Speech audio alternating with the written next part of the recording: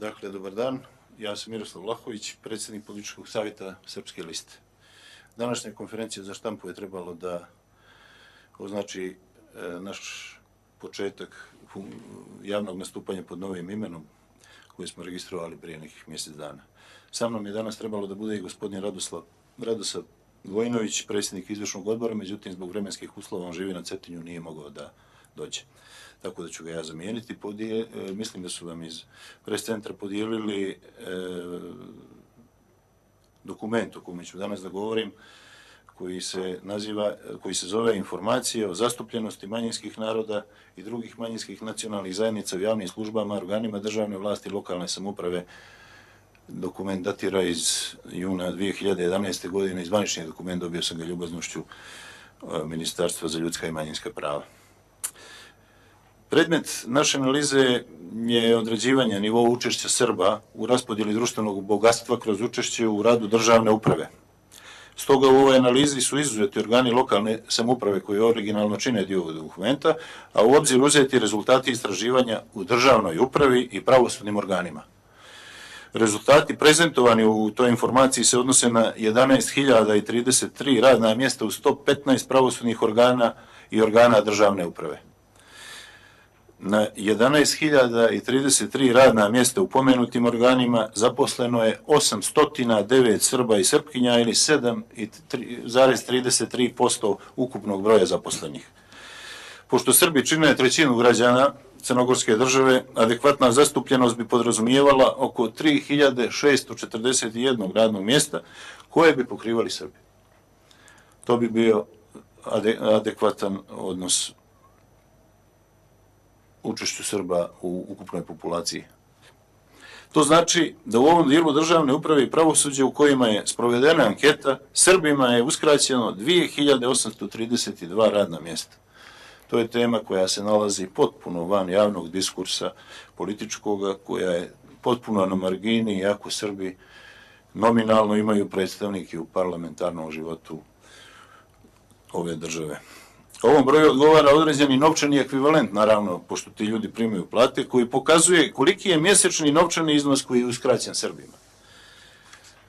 Da bismo to odredili, morali smo da odredimo prosječnu platu koju nismo mogli da dobijemo iz svih 115 institucija i organa, pa smo je izračunali, čisto vam objašnjavam metodologiju, izračunali smo je na osnovu plata u upravi policije, koja je brojna i gdje su zastupljene sve obrazovne strukture, tako da se tu otprilike dobija najtačniji podatak o prosječnoj plati.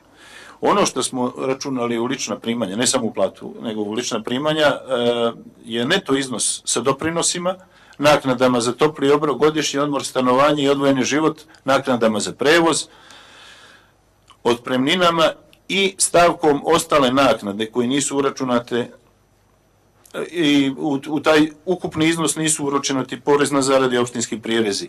Mi smo se u toj analizi služili dokumentom koji se zove Zakon o budžetu Crne Gore za 2011. godinu i na 44. strani se nalazi ta osnova za tu analizu o kojoj govorim. Iz toga, dakle, tako izračunata prosječna plata iznosi 879,35 evra sa doprinosima, a neto plata, ono što se dobije, što kažu na ruke, iznosi 586,23 evra, prosječna. Iz toga se izvodi zaključak iz broja mjesta koje Srbi ne pokrivaju, trebalo bi ili bi morali da pokrivaju po aktuelnim zakonima ove države.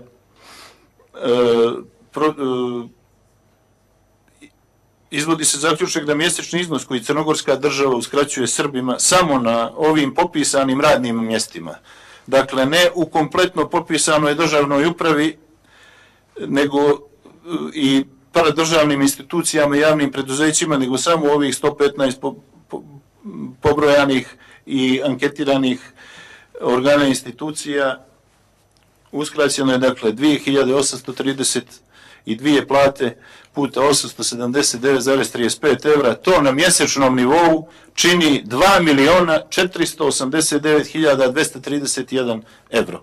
Ili godišnje to čini 29.870.775 evra. Dakle, jasan, aritmetički precizan pokazatelj diskriminacije bi bio da se saberu sve plate koje Srbi ne dobiju zato što su diskriminisani, zato što ne učestvuju u broju zaposlenih u ovoj državi u onom procentu u kojem učestvuju u ukupnoj populaciji. Da bismo imali ideju o tome o kojoj se sumi radi, na strani 3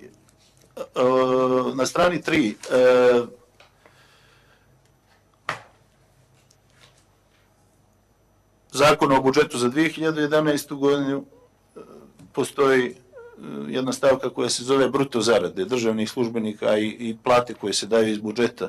One iznose 367.704.037 evra. Tu bi Srbi otprilike trebalo da dobiju 120 miliona, a sva je prilika da dobiju nekih 15. To je jedan frapantan podatak koji je posljedica jedne ukupne društvene klime, koja je posljedica jedne nacionalističke, agresivne državne politike usmjerene protiv prava i interesa srpskog naroda. Da bih vam približio ideju o tome kako to u pojedinim ministarstvima izgleda, navešću vam 4 najvažnija ministarstva u ovoj državi. Ministarstvo inostranih poslova, koje ima ukupno 128 službenika, tu bi trebalo da bude 42 Srbina, a Srba ima samo 2 ili 2.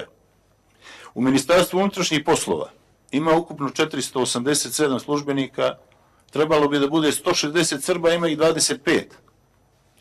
U upravi policije ukupno 4223 službenika, Srba bi trebalo da bude 1393, a ima ih 262.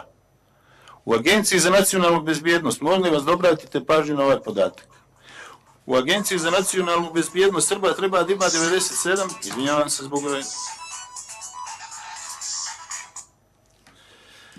Dakle, u Agenciji za nacionalnu bezbjednost treba da ima 97 Srba, a ima ih 5. Šta radi jedna Agencija za nacionalnu bezbjednost, a da to mi Srbi ne smijemo da znamo? Jer to je jedan pokazatelj da je voljom ove vlasti, i ne samo vlasti, jer je crnogorski ekstremni nacionalizam širi od ove vlasti, on i tekako prelazi u sferu nevladinog sektora i intelektualne javnosti, da su Srbi stavljeni u poziciju da na jednu izuzetno važnu instituciju za bezbjednost građana gledaju kao na svog potencijalnog neprijatelja. Uopšte, kako se zove grupa ljudi koja je naoružana, dobro organizovana, radi u polutajnosti i ne drži se zakona? Asocijacija je vrlo ružna, ali je odgovarajuća. Dakle, kako se zove organizacija koja je dobro naoružana, dobro opremljena, radi u tajnosti ili u polutajnosti, a ne drži se zakona?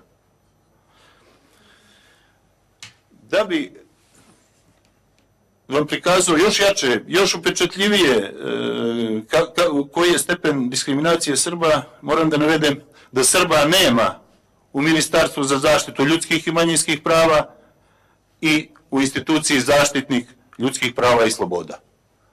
To je jedan očigledan pokazatelj da se sa pravima i interesima Srba u ovoj državi ne računa. Da to nije samo stvar, kažem, vladajuće partije. Zamolio bih vas samo za tišinu, izvinite.